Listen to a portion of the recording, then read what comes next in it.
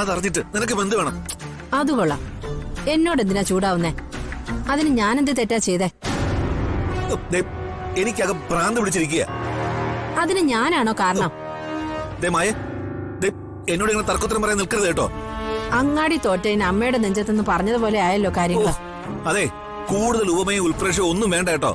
അയ്യോ, ഇത് ഉപമയും ഉൾപ്രേക്ഷയൊന്നും അല്ല, ഇത് പഴഞ്ചൊല്ല. എന്ത് ചൊല്ലാലും ശരി, നിന്നെ ഏൽപ്പിച്ച പണി മാത്രം നീ ചെയ്താൽ മതി. വെറുതെ എന്നെ ശല്യപ്പെടുത്താൻ വരരുത്.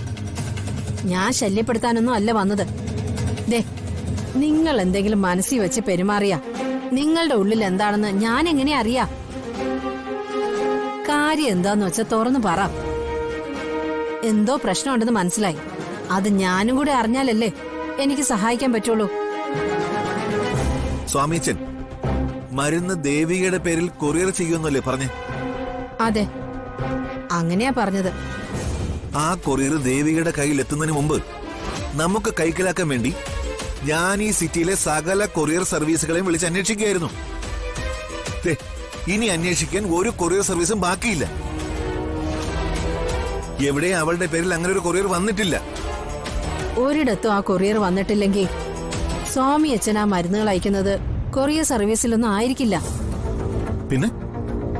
പിന്നെ എങ്ങനെയായിരിക്കും അയാൾ ആ മരുന്നുകൾ ഇങ്ങോട്ട് അയക്കുന്നത്? അതിപ്പോ ദേവിക്ക് മാത്രമല്ലേ അറിയാനാകൂ. അവളോട് ഇതേപ്പറ്റി ചോദിക്കാനും പറ്റില്ലല്ലോ. മരുന്ന് ഏത് മാർഗത്തിലൂടെ വരുന്നെന്ന് അറിയാതെ അതിനെ തടയാൻ പറ്റില്ലല്ലോ. ഇനിയിപ്പോ എന്ത് ചെയ്യും? എന്തെങ്കിലും ചെയ്യണം. ആ മരുന്ന് ദേവിക സിദ്ധുവിന് കൊടുക്കാൻ പാടില്ല.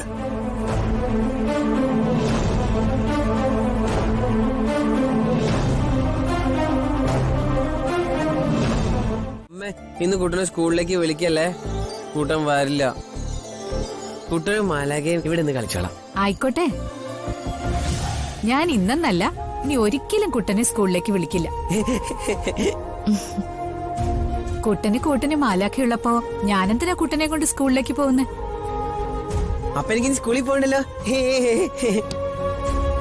മാലാഖെ, ഇനി എനിക്ക് സ്കൂളിൽ പോകണ്ടേ? ഇനി ശരി, പോണ്ട കൂട്ടാ.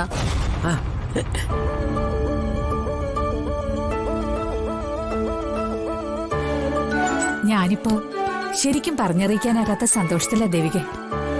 സിദ്ധുവിന്റെ കാര്യത്തില് ഞാൻ എന്തുമാത്രം ടെൻഷനിലായിരുന്നു എന്ന് ദേവികയ്ക്ക് അറിയോ? ഞാൻ മാത്രല്ല, മഹേട്ടനും പിന്നെ ഇവിടെ എല്ലാരും. പക്ഷെ ഇപ്പോ എന്റെ ടെൻഷൻ മുഴുവൻ മാറിക്കിട്ടി.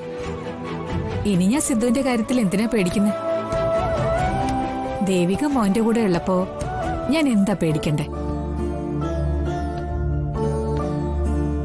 ഞാനിവനെ സ്കൂളിൽ കൊണ്ടുവന്നിരുന്നത് തന്നെ ഇവനെക്കുറിച്ചുള്ള ആദ്യമുള്ളത് കൊണ്ടായിരുന്നു.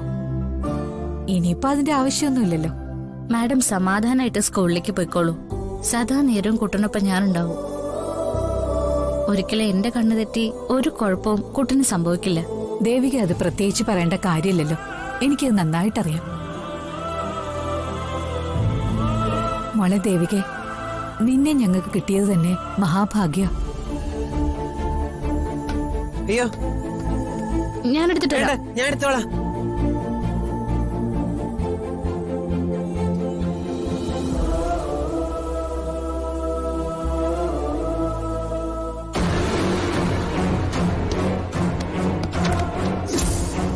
കുട്ടാ, മാഡം. സിദ്ധു, എന്താ പറ്റിയെന്ന് അറിയില്ല. ഇവിടെ കളിച്ചു ചിരിച്ച് നിൽക്കായിരുന്നു സിദ്ധു. പെട്ടെന്ന് ബോധം കിട്ടു വീണു. അതിലിപ്പം കൂടുതൽ ആലോചിക്കാനൊന്നുമില്ല. ആരോടും ചോദിക്കാതെ ദേവിക സിദ്ധുവിന്റെ മരുന്നുകളെല്ലാം പൂർണ്ണമായിട്ട് അങ്ങ് നിർത്തിയില്ലേ? അതിന്റെ ഫലം ഇത്. ഇളമ്മേ, ഞാൻ ആരോടും ചോദിക്കാതെ അല്ല ആ മരുന്നുകളൊക്കെ എടുത്ത് കളഞ്ഞത്. സ്വാമിയച്ഛൻ പറഞ്ഞിട്ടാ ഞാൻ ആ മരുന്നുകൾ എടുത്ത് കളഞ്ഞത്. ഞാനത് വിശദമായിട്ട് പറഞ്ഞതല്ലേ.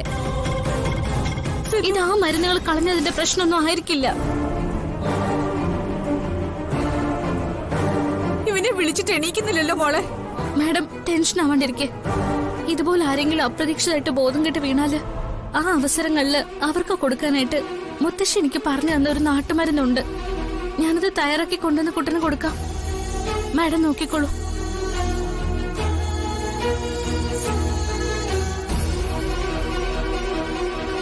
സിദ്ധു മോനെ, കണ്ണു തുറക്കും മോനെ, അമ്മയെ വിളിക്കുന്നേ. മോളെ വേഗം വാ. സിദ്ധു,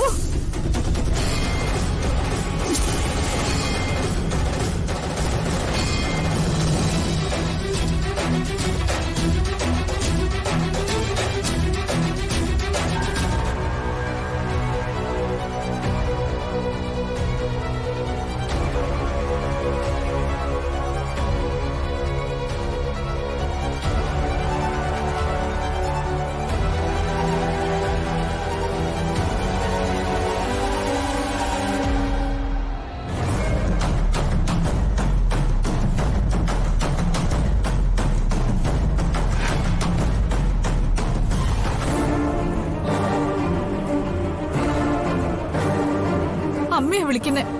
മോളെ വേഗം വാ. സിദ്ധു മോനെ കണ്ണു തുറക്കും മോനെ.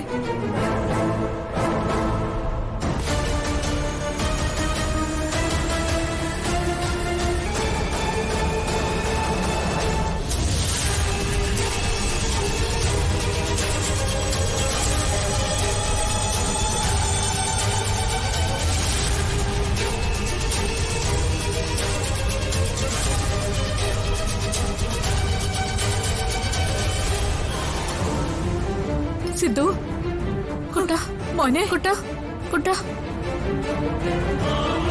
കുട്ട കുട്ട സിദ്ധു നിനക്ക് കുഴപ്പമൊന്നുമില്ലല്ലോ? മാലാഖ എഴുന്നേക്ക് പതുക്കെ.